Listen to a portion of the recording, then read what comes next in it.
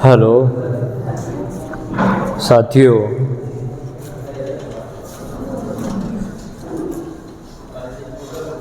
मूल निवासी बहुजन समाज जोड़ो यात्रा झारखंड और इस विशाल जमा सभा के जो मोटो है, चलो गांव की ओर और चलो बूथ की ओर, तो इस कार्यक्रम को सफल बनाने के लिए ये बहुजन जोड़ो यात्रा रखी गई है। दूसरी बात ये है, ये बहुजन समाज जोड़ो यात्रा किस तैयारी के लिए रखी गई है, तो मैं आपको बताना चाहता हूँ, जो आपको भी पता है। 9 अप्रैल जेल भरो आंदोलन है और 1 जुलाई भारत बंद आंदोलन है। इस 2 कार्यक्रम की तैयारी करने के लिए ये बहुजन जोड़ो यात्रा रखी गई है। ये आपको समझ में लेना चाहिए, ये कोई साधारण कार्यक्रम नहीं है। ये जेल भरो आंदोलन और भारत बंद आंदोलन के तैयारी के लिए ये यात्रा रखी गई है। इसका मतलब ये है, झारखंड राज्य में हमारी पूरी तैयारी अभी तक नहीं हुई है, तो तैयारी क्यों करना है, कैसे करना है, ये समझाने के लिए ये बहुजन जोड़ो यात्रा रखी गई है। और ये भारत बंद और जेल भरो आंदोलन,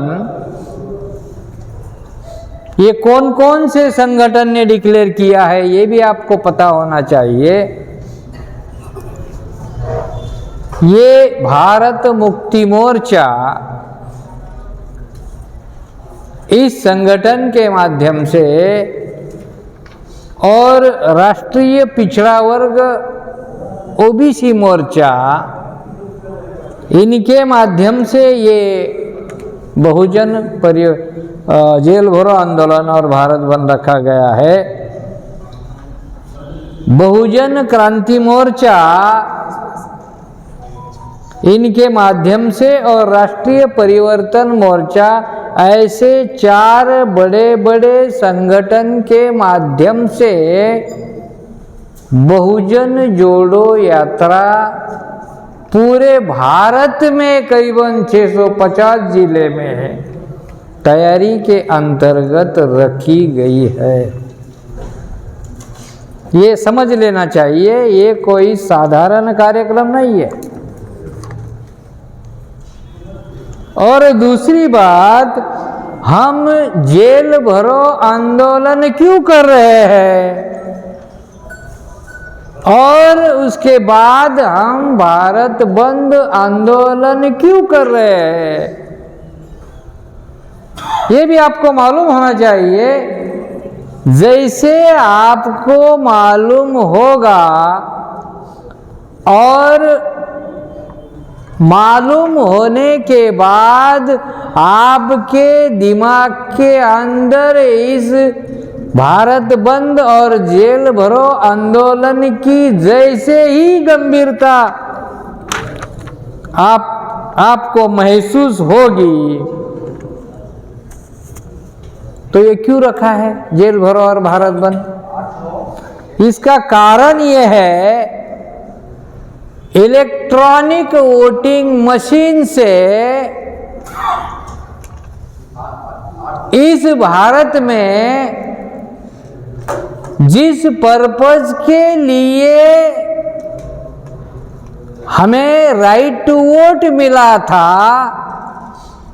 जैसे कि बहुजन समाज के लोगों ने भारत का हुक्मरान समाज बनना चाहिए, इस पर्पज के लिए राइट टू वोट मिला था।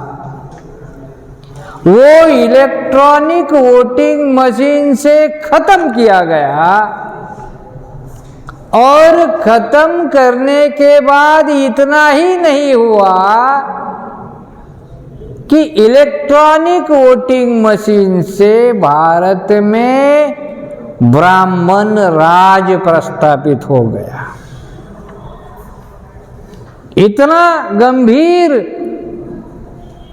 हमारा भूतकाल, हमारा वर्तमान काल, हमारा भविष्य काल इलेक्ट्रॉनिक वोटिंग मशीन से खत्म किया गया।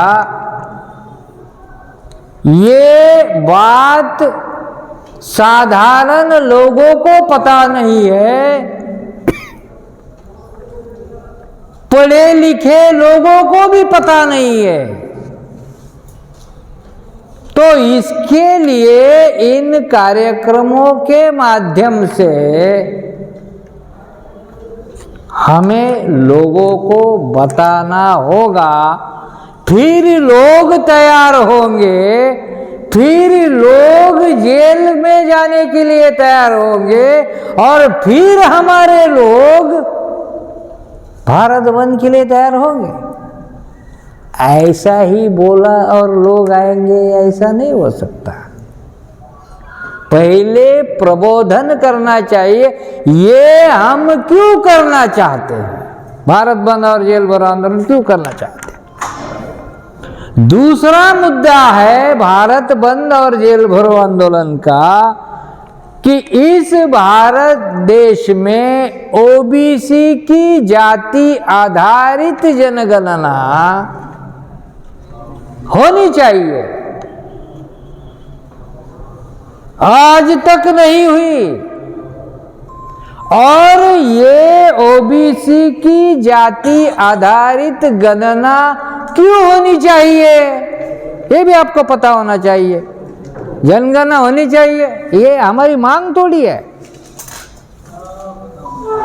ये वो लोग नहीं करेंगे, ये भी हमें पता है। ओबीसी की जनगणना और ओबीसी की जाति आधारित जनगणना से क्या होगा? ओबीसी की जाति आधारित जनगणना से ओबीसी को संख्या के अनुपात में प्रतिनिधित्व देना पड़ेगा और जैसे ही ओबीसी को संख्या के अनुपात में प्रतिनिधित्व देना पड़ेगा,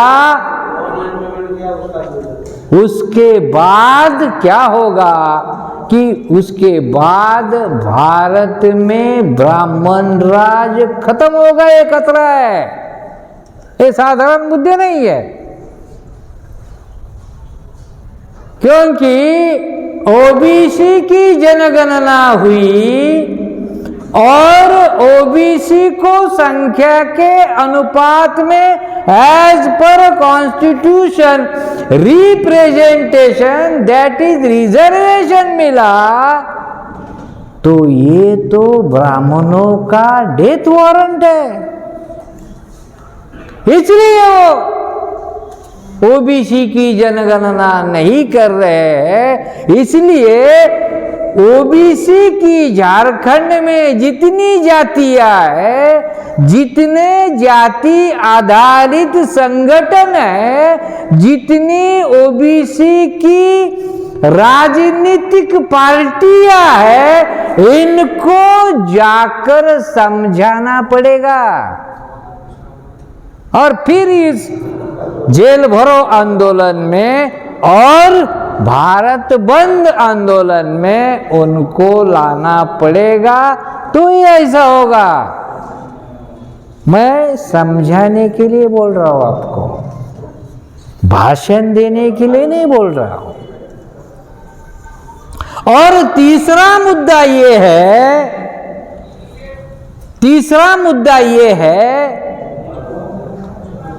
तीसरा मुद्दा ये है कि हमारे जो महापुरुष है,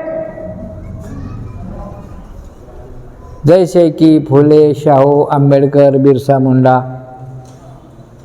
हजरत मोहम्मद पैगंबर, जीसस, बुद्ध, महावीर, ये हमारे महापुरुष हैं और सभी संत।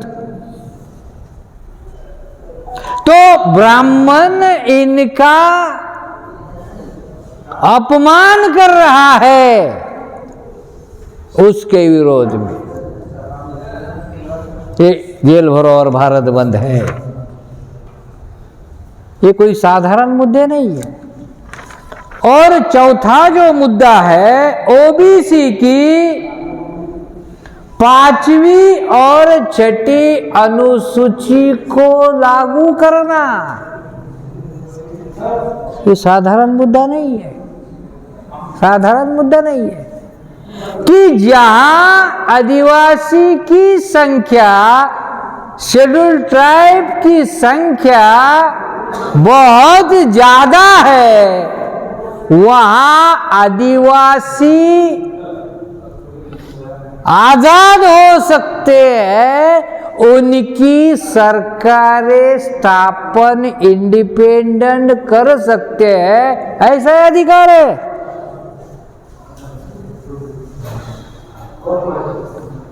तो ऐसा 75 साल तक नेहरू से लेकर मोदी तक अभी ऐसा नहीं किया। इसके विरोध में ये जेल भरो आंदोलन है और भारत बंद आंदोलन है। ये इस आंदोलन के प्रमुख मुद्दे हैं। ये आपको लोगों को समझाना पड़ेगा। मैंने संक्षिप्त में समझाया और इसकी तैयारी के लिए ये कार्यक्रम रखा गया है। अब इसकी तैयारी करना, इसका मतलब क्या करना है? तैयारी करना इसका मतलब क्या है? इसकी तैयारी करना, इसका पहला मतलब है यहां जितने लोग बैठे हैं उन्होंने खुद तैयार होना। ये पहला है, खुद तैयार होना। केवल हम क्या समझाते हैं और घर जाते हैं और सो जाते हैं, इससे थोड़ी आंदोलन होगा। ऐसे नहीं हो। इतने जैसे यहां सैकड़ों लोग बैठे, यहां सैकड़ों लोग बैठे इस कार्यक्रम में, अगर ये सैकड़ों लोग हर रोज झारखंड में केवल 1 घंटा काम करे समाज में, 1 घंटा, ये जो 1 घंटा, 1 महीना 1 घंटा काम करे तो कितना काम होगा? सपोज 200 लोग, 200 लोग यहाँ है, रोज 300 घंटा काम होगा। 24 घंटा में 300 घंटा डेली काम होगा। समझ में आता है? संगठनात्मक सोचने का ये तरीका है। अगर डेली 200-300 लोग अगर 1 घंटा काम करेंगे, कोई मीटिंगें लेगा, कोई गांव में कुछ भी करेंगे, तो डेली करीबन 300 छोड़ो 200 मीटिंग अगर डेली करे आप लोग, 200 मीटिंग डेली, 1 महीने में कितना मीटिंग होगी? 1 महीने में 200 × 3 कितनी मीटिंग होगी? 6000 मीटिंग हो सकती है। बहुत सारी मीटिंग हो सकती। 200 × 30 कितना होगा? 6000 या ज्यादा हो सकता है। एक मीटिंग में केवल 20-25 ही लोग आए, 6000 × 25 कितने लोग हो गए? हजारों लाखों लोग होते हैं। एक महीने में आप लाखों लोगों जेल भरों के लिए और भारत बंद के लिए झारखंड से तैयार कर सकते हो। ऐसा मुझे काम करना है और आपने नहीं किया तो मैं काम कैसे करूंगा? हमको ये काम करना है, ये प्लान है काम कैसे करना है, इस तरह से काम करना होगा। ऐसा करना होगा, संक्षिप्त में बता रहा हूं मैं।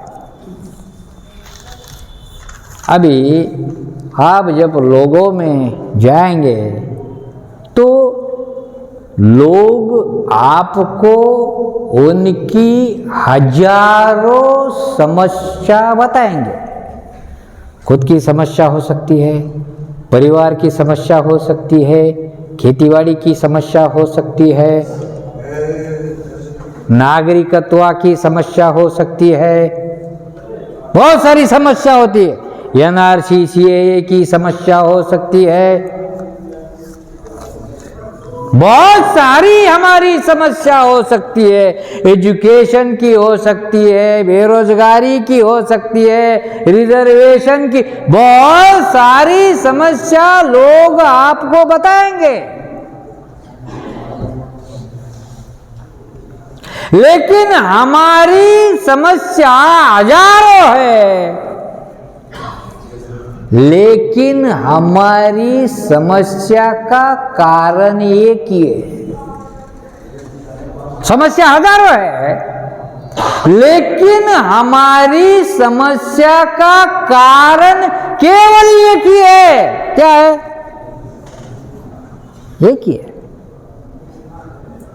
कि ब्राह्मणों ने हमें, मैं समस्या का कारण अभी समझ रहा हूं, ये क्यों करना है काम।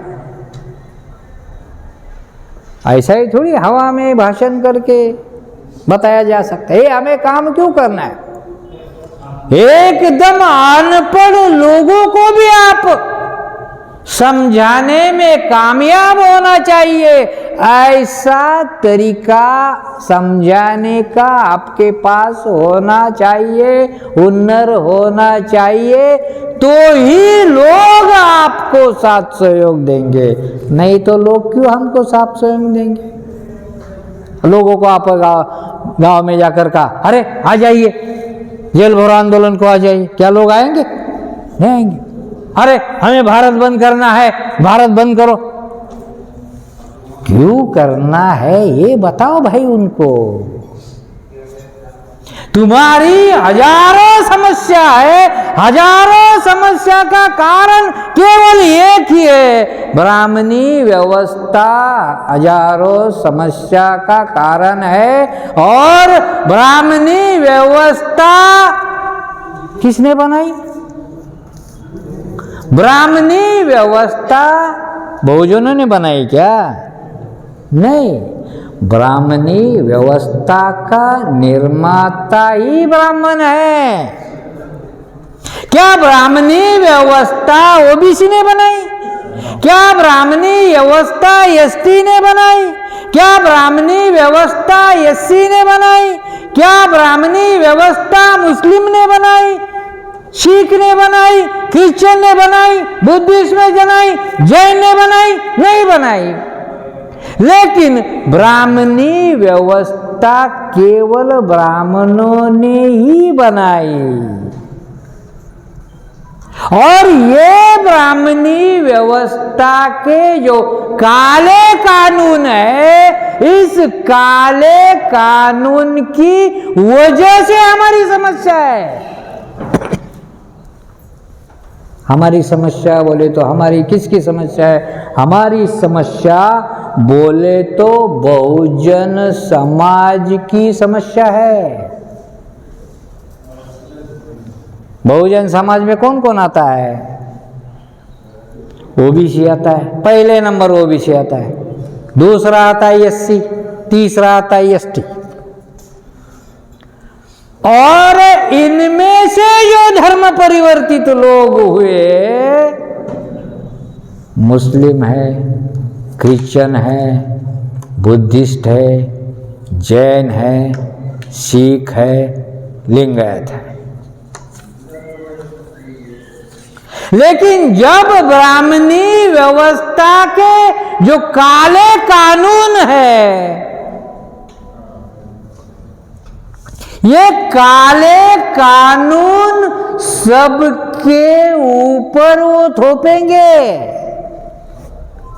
ऐसा नहीं कहेंगे मुस्लिम को छूट है, क्रिश्चियन को छूट है, उनको भी ये काले कानून जैसे ST ST OBC को लागू है, उनको भी ये लागू है। इसलिए इनका भी सत्यानाश होने वाला है, क्योंकि ब्राह्मण को पता है माइनॉरिटी बाद में है, पहले वो बहुजन समाज का हिस्सा है।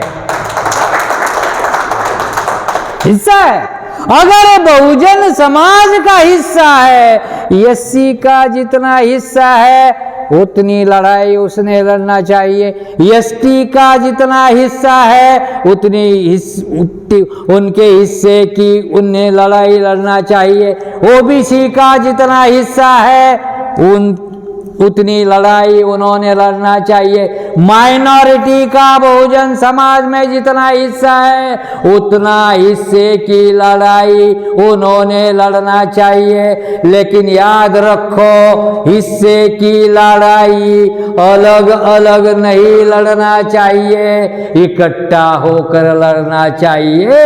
इसलिए ये बहुजन, ये जो समाज जोड़ो यात्रा, इसलिए जोड़ो यात्रा है, जोड़ने का कार्यक्रम है। अगर हमने जोड़े नहीं और अलग अलग लड़े तो हमारा हारना तय है, हमारा हारना तय है। अगर हमने इकट्ठा होकर लड़ाई लड़ी तो ब्राह्मणों का हारना तय है। केवल वो हारेंगे नहीं, केवल हारना तय नहीं, उनको यूरेशिया जाना तय है। केवल हारना तय नहीं, यूरेशिया जाना तय है। लेकिन हम उनको यूरेशिया भेजना नहीं चाहते हैं। क्यों? अरे हम किस पर राज करेंगे?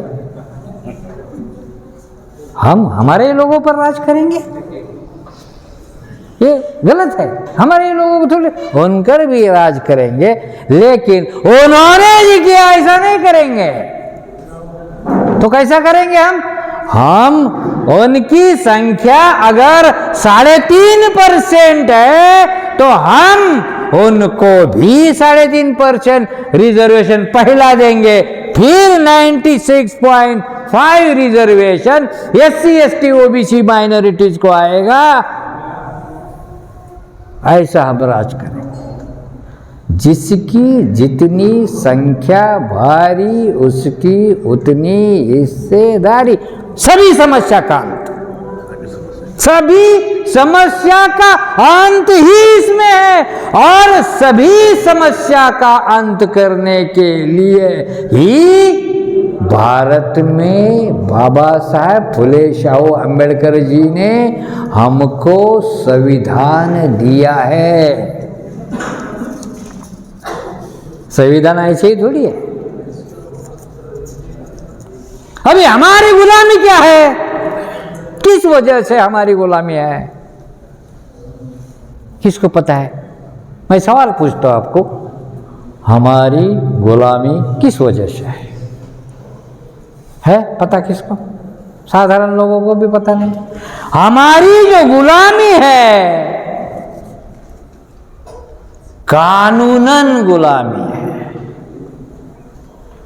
पहले मनुस्मृति लिखकर और राजाओं के द्वारा मनुस्मृति पर अमल कर कर हमारी गुलामी ब्राह्मणों ने बनाई थी। मुगल कार्यकाल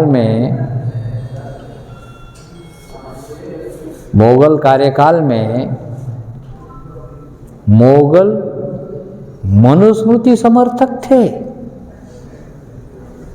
मोगल मनुस्मृति समर्थक थे, लेकिन मोगलों के ऊपर मनुस्मृति लागू नहीं थी। बहुत बारीक मुद्दा मैं बोल रहा हूं।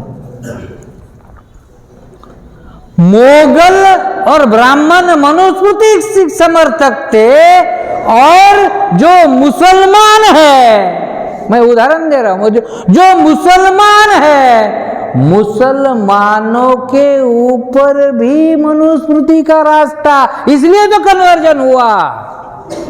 कन्वर्जन का ये कारण है। तो मैं ये मुद्दा आपको समझा रहा था साथियों। कौन सा मुद्दा समझा रहा था आपको? कि हमारी गुलामी कानूनन थी,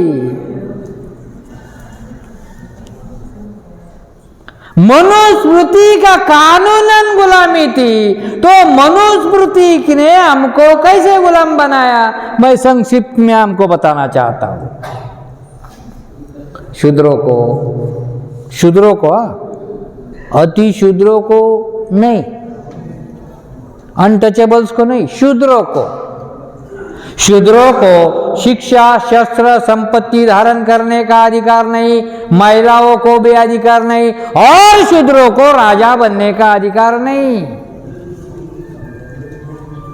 ये कानूनन गुलामी थी शूद्रों को। जो शूद्र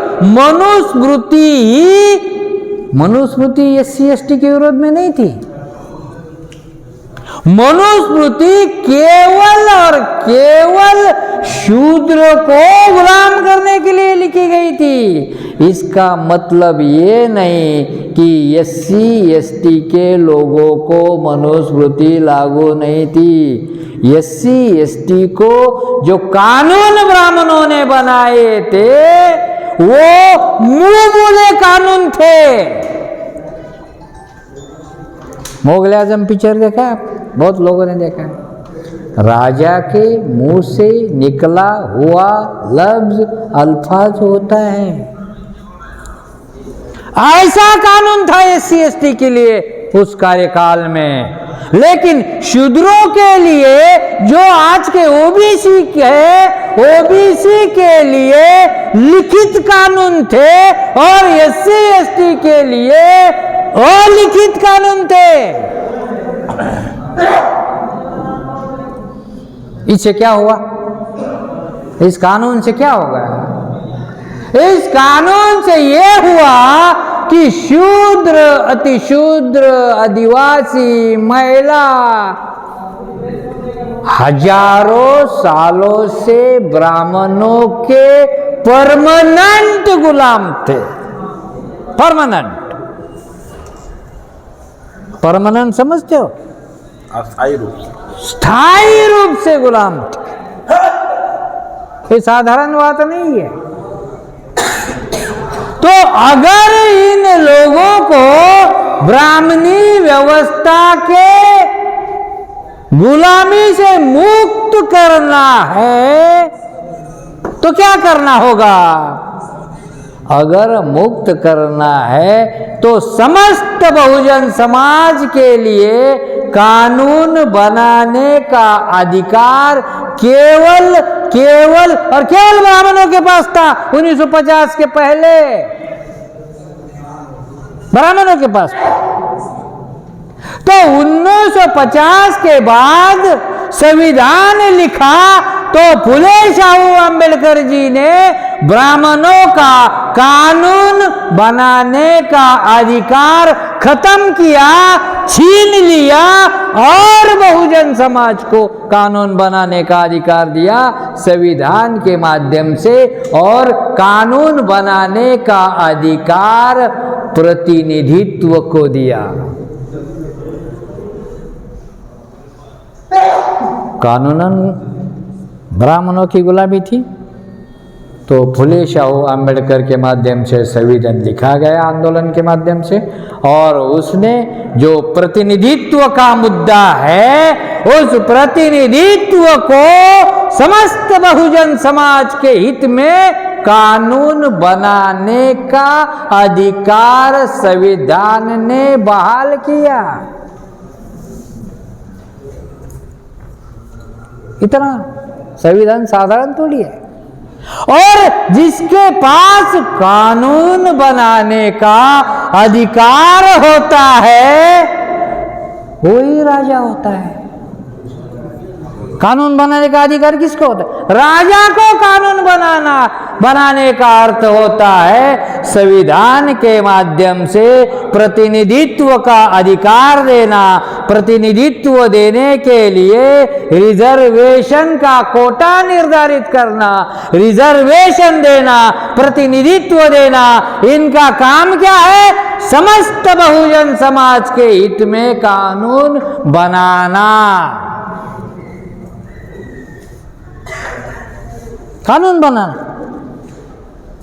इसलिए थोड़ी रिजर्वेशन दिए आपको। रिजर्वेशन शिक्षा और नौकरी में है, इतना थोड़ी मामला है। रिजर्वेशन ये बहुजन समाज को राजा बनाने का अधिकार है, शासन करती जमात बनाने का फुले शाहू अंबेडकर जी का हथियार है। यह है रिजर्वेशन। तो रिजर्वेशन शिक्षा में होता है, रिजर्वेशन नौकरी में होता है, रिजर्वेशन प्रमोशन में होता है और रिजर्वेशन पॉलिटिक्स में होता है। इतना प्रकार का रिजर्वेशन है। और पॉलिटिकल रिजर्वेशन के जो लोग हैं, प्रतिनिधित्व के लोग हैं, इनको कानून बनाने का अधिकार होता है,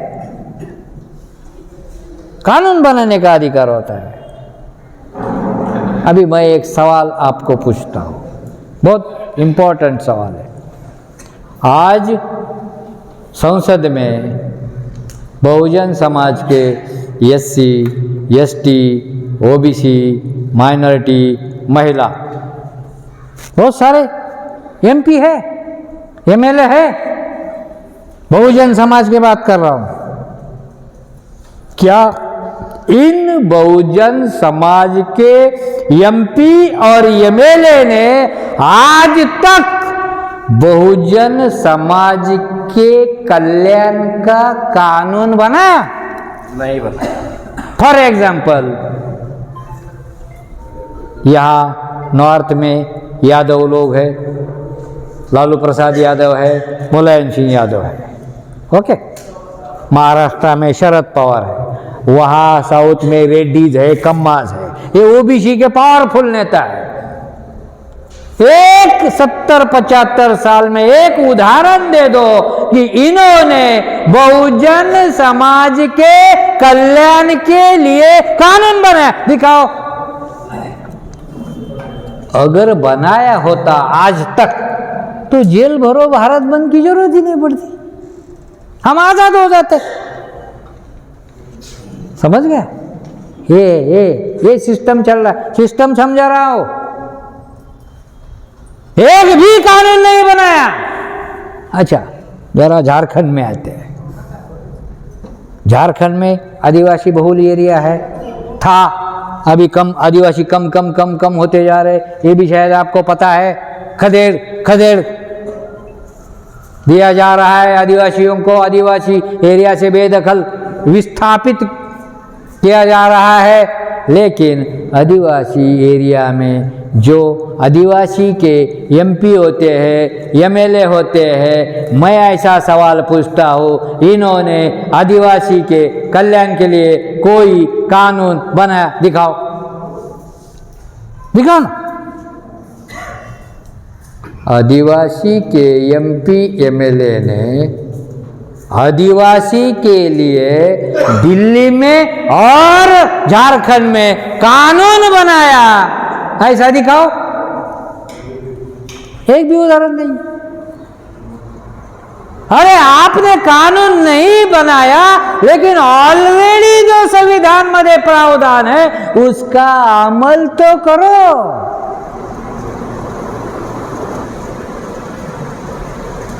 एक भी उदाहरण नहीं। शेड्यूल कास्ट की सबसे पावरफुल नेता कौन है? For example Mayawati. अभी नहीं पावरफुल थी, अभी नहीं। ऐसा एक उदाहरण दे दो शेड्यूल कास्ट के कल्याण के लिए मायावती जी ने एक दिल्ली में कानून बनाया, दिखाओ, उदाहरण दिखाओ। एक भी नहीं। मैं क्या समझा रहा हूं? मैं आपको बाबा साहब ने संविधान लिख के SC ST OBC माइनॉरिटीज के जो प्रतिनिधित्व चुनकर जाते हैं, उन प्रतिनिधित्व का क्या काम है? कानून बनाना, इतना ही काम है, और कुछ काम नहीं।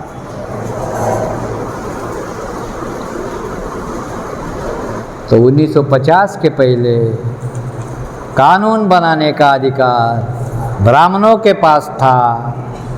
आज भी कानून, हमारे लोग कानून बनाते नहीं है, कोई भी बिल बनाते नहीं है। आज भी पर्दे के पीछे कानून केवल ब्राह्मण ही बनाता है। इसी को तो गुलामी कहते हैं। गुलामी क्या है? तुम्हारे कल्याण के लिए कानून बनाने का अधिकार तुमको होगा, यह आजादी है। गुलामी क्या है? तुम्हारे कल्याण का कानून बनाने का अधिकार दुश्मन को होगा, ये गुलामी है। दुश्मन कभी तुम्हारे कल्याण का कानून बनाएगा? कभी नहीं बनाएगा।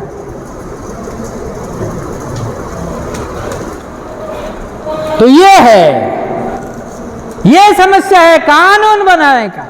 तो जो पॉलिटिकल रिप्रेजेंटेटिव है, पॉलिटिकल रिप्रेजेंटेटिव है, MP MLA है, ये जब चुन के जाते थे, पहले बैलेट के माध्यम से चुनकर जाते थे, तो थोड़ा बहुत वो जनता की सुनते थे।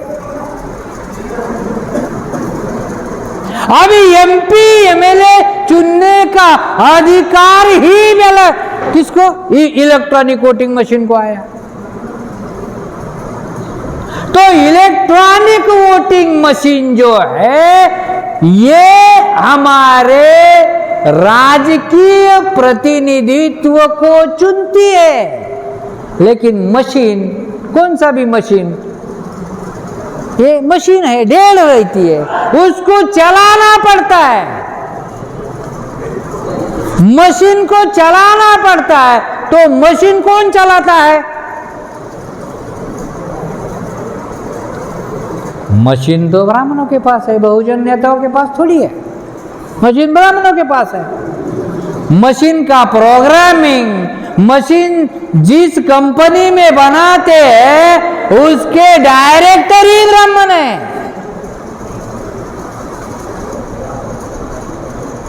डायरेक्टर ही ब्राह्मण है। और जो मशीन का जो सोर्स कोड होता है और मशीन में प्रोग्राम जो फिट होता है, हैक करने की भी जरूरत नहीं। अगर प्रोग्राम फिट किया तो हैक करने की क्या जरूरत है?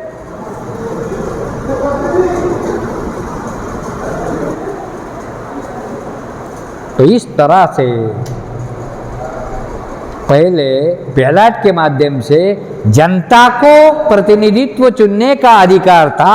चुनने के बाद कानून बनाने का अधिकार उसके हाथ में आता था। मशीन में प्रतिनिधित्व को चुनने का अधिकार मशीन को दिया। और मशीन कौन चलाता है? ब्राह्मण का इंटेलेक्चुअल क्लास चलाता है। एसी रूम में बैठ के एक कंप्यूटर लेके इलेक्शन हैंडल कर सकता है। तो इसलिए बहुत बड़ा घोटाला होता है। ये प्रमुख कारण है, ये प्रमुख कारण है। अभी मैं संक्षिप्त में आपको बताता हूं साथियों। 2004 में और 2009 में कांग्रेस घोटाला करके चुनाव जीता। और घोटाला करके चुनाव जीतने के बाद मनमोहन सिंह पहला भारत का घोटाला पीएम, ईवीएम घोटाला पीएम हुआ, साबित हुआ। फिर ये चोरी पकड़ी गई तो बीजेपी कांग्रेस का कॉम्प्रोमाइज हुआ। कॉम्प्रोमाइज होने के बाद 2 बार 2014, 2019 घोटाला करके नरेंद्र मोदी पीएम बना, कॉम्प्रोमाइज की वजह से हुआ। घोटाला करके चुनाव जीता। तो साथियों, मशीन का घोटाला पकड़ में ना आए इसलिए भी उन्होंने कानून बनाया है, बहुत सारे कानून बनाया है। समय के अभाव से पूरा डिटेल में यहां नहीं बोलना चाहता। 56C, 56D, 49A में ये कानून है। तो 2014 में, 2004 में, 2009 में और 2014 में जिस मशीन पर वोटिंग हुआ, नरेंद्र मोदी जब पहली बार 2014 में ईवीएम के वजह से जीता, सबूत उसके ही वाराणसी कॉन्स्टिट्यूशन का है। सबूत वाराणसी कॉन्स्टिट्यूशन का 1,87,000 ज्यादा वोट निकले वाराणसी में।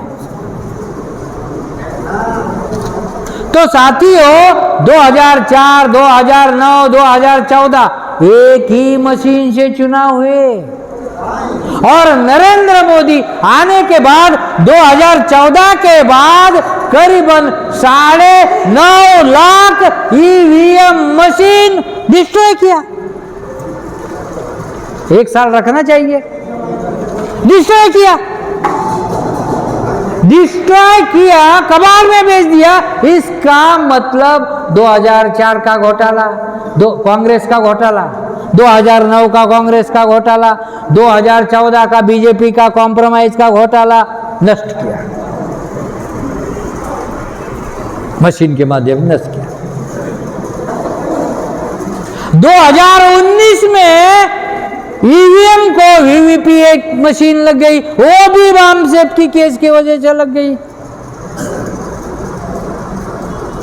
सुप्रीम कोर्ट का ऑर्डर था कि जो टैली का मिलान है 100% होना चाहिए, 2019 में उन्होंने मिलान नहीं किया। इसका मतलब मशीन का घोटाला कंटिन्यू हो गया।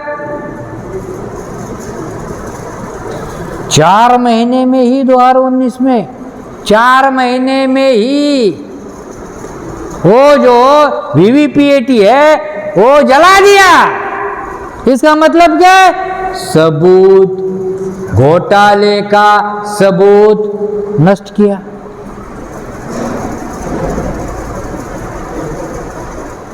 दो 2024 में जो लोकसभा का इलेक्शन हुआ, इसमें जो एडीआर रिपोर्ट कहता है, वो कहता है 5 करोड़ एक्सेस इंजेक्शन का वोट डाले गए, 5 करोड़ वोट ज्यादा डाले गए, 5 करोड़, और 5 करोड़ लोग वोट ज्यादा डालने से क्या हुआ? बीजेपी को 79 सीट का फायदा हुआ।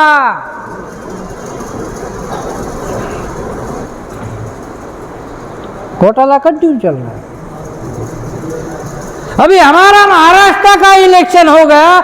महाराष्ट्र असेंबली के इलेक्शन में 5 और 6 बजे शाम को, 5 और 6 बजे के शाम को के वोट में 76 लाख वोट ज्यादा निकले और बीजेपी ने सरकार बनाई।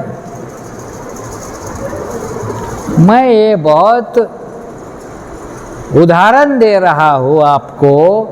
इसका मतलब ये है कि मशीन में 100% नहीं, 200% घोटाला होता है। और जब घोटाला होता है तो जो लोग गलत है वो लोग चुनकर आते हैं। जब गलत लोग चुनकर आते हैं तो गलत कानून बनाते हैं और गलत कानून हमारे ऊपर थोपते हैं और हमारा सत्यानाश होता है। इसके लिए हमें ईवीएम को खत्म करना होगा। इसके लिए जेल भरो आंदोलन हमको करना पड़ेगा। ऐसा लोगों को समझाना पड़ेगा, समझाना पड़ेगा लोगों को, तभी लोग आपको साथ सहयोग देंगे, अन्यथा वो क्यों देंगे आपको साथ सहयोग। तो ईवीएम की वजह से देश में एससी, एसटी, ओबीसी के ऊपर, महिलाओं के ऊपर बहुत सारे अत्याचार बढ़े। आपको तो पता है, आपको सोशल मीडिया से मामला पता चलता है कितने अत्याचार होता है। डेली अत्याचार बढ़ गए। नई एजुकेशन पॉलिसी आई, एजुकेशन खत्म किया, रिजर्वेशन खत्म किया, नागरिकत्व का अधिकार खत्म किया, एनआरसी सीएए, खेती का प्राइवेटाइजेशन किया, तुम्हारा राइट टू वोट खत्म किया। और क्या खत्म करना चाहिए आपको? ये ईवीएम की वजह से हुआ। ईवीएम की वजह से क्यों हुआ पता है आपको? क्योंकि ब्राह्मण को क्या लगता है, हमने कितने भी काले कानून बनाए और कितने भी काले कानून जनता के ऊपर थोपे, जनता हमारा कुछ भी बिगाड़ नहीं सकती। क्यों? क्योंकि हमें जनता की वोट पर चुनकर आने के लिए हम निर्भर ही नहीं, हम तो ईवीएम पर निर्भर है। तो ये जो एहसास जो मशीन यूज करता है, हमारे तुम्हारे वोटों के ऊपर हम निर्भर नहीं है चुनकर आने के लिए। हम कितना भी तुम्हारा सत्यानाश क्यों न करो, ईवीएम के माध्यम से हम ही चुनकर आने वाले हैं। यही उनके अंदर भाव है। ये भाव उनके अंदर होने के कारण ब्राह्मणों की भारत में दादागिरी बढ़ गई है। दादागिरी समझते हो? दादागिरी इसलिए अगर ये खत्म करना है तो हमें क्या करना होगा? जेल भरो आंदोलन की तैयारी करना होगा और भारत बंद आंदोलन की तैयारी करना होगा। झारखंड में कितना जिला है? 24 जिला में मिनिमम एक जिला में 2000 लोग अगर रास्ते पर आए, 2000 लोग, 2000 लोगों को जेल में डाल सकते हैं। ज्यादा भी आप ज्यादा भी तैयारी कर सकते हो, ऐसा कुछ नहीं। मिनिमम 2000 लोग चाहिए। भारत में जेल की कैपेसिटी कितनी है पता है? 5 या 5.5 लाख है। भारत में जेल की कैपेसिटी 5 या 5.5 लाख कैदी रखने की जेल। हम तो वैसे ही कैदी थोड़ी है, हम जेल भरो आंदोलन करने वाले लोग कैदी थोड़े होते हैं। हम कैदी थोड़े हैं, हम क्रिमिनल थोड़ी है। तो साथियों 5.5 लाख लोग बिठाने की क्षमता है, लेकिन वास्तव में है 11.5 लाख। डबल लोग जेल में है। आपको किधर रखेंगे? जेल भरो आंदोलन किया तो किधर रखेंगे? छोड़ देंगे, पकड़ेंगे, छोड़ देंगे। यहां पकड़ेंगे, उधर जाके छोड़ देंगे। इससे हमारा क्या होगा फायदा? अगर मशीन हटाया हमारा फायदा, हम जीत गए, मशीन हटाया, हमारा फायदा। अगर हम मशीन नहीं हटाया तो भी हमारा फायदा, तो भी हमारा फायदा कैसा, हमारा आंदोलन बढ़ेगा, देहात तक जाएगा। भारत के 6 लाख गांव में हम आंदोलन करेंगे, वहां तक हमारा आंदोलन जाएगा। नहीं हटाया तो डबल फायदा हमको। तो इस तरह से साथियों, आंदोलन, जेल भरो आंदोलन और ये भारत बंद जो आंदोलन है, ये हमारा एक डायनामिक लड़ाई, ये लड़ाई है, आंदोलन नहीं है, लड़ाई है। कैसी लड़ाई? हाथ में बिना शस्त्र लेके हम लड़ाई है। अगर ये इस तरह से आप लड़े तो 200% गारंटी है कि आप जीत सकते हैं, क्योंकि शांतिपूर्ण तरीके से आंदोलन करने का अधिकार फुले शाहू अम्बेडकर जी ने आपको दिया है।